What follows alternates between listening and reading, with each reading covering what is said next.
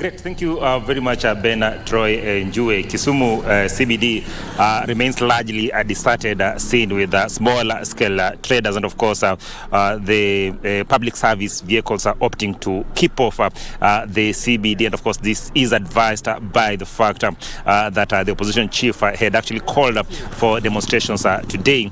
And as is the case, the CBD remains largely deserted with a handful of people stationed at various points, and especially border stationed at various strategic points in town, hoping that they can actually be used to ferrying those that actually want public service vehicle services or public transport services. But that has been the case. The locals have also kept off the CBD, with only a few of them actually just showing up in the CBD just to check on exactly what is happening. And my colleague, if he can actually just show this road is usually the main Kakamega Kisumu highway, and usually a big hive of activities. As we speak right now, is actually deserted. No vehicle is actually plying along this route.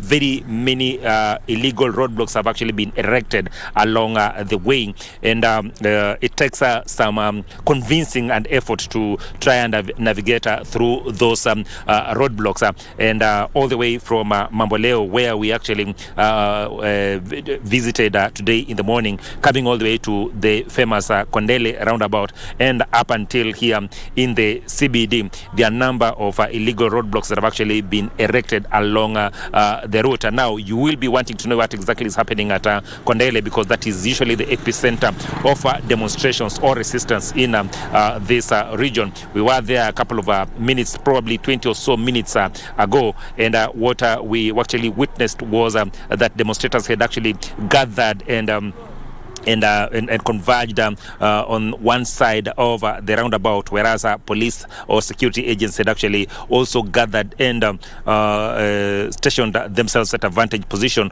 on the other side. The one number of policemen also who are actually guarding on top of the flyover. That usually is not the case in the past. What usually happens is that they usually just take their vantage position near the Kondele police station. But today they are actually holding a vantage position on the flyover. And what had been happening is that we also saw a number of security officers actually just trying to engage demonstrators in terms of ensuring that they do not turn violent or actually gather to participate in these particular demonstrations. When you walk through the town all the way to the main CBD on the other side, you also realize that most shops remained closed, and of course the locals have actually kept off the CBD. The police are actually taking vantage position around town, and unlike in the past where they would actually just gather here and in Kondele, what we've realized today is that they are actually divided into smaller units and stationed in each and every corner of this CBD. That of course are enabling them to repulse any attempts by the demonstrators first to gather, and more importantly also to try and demonstrate or march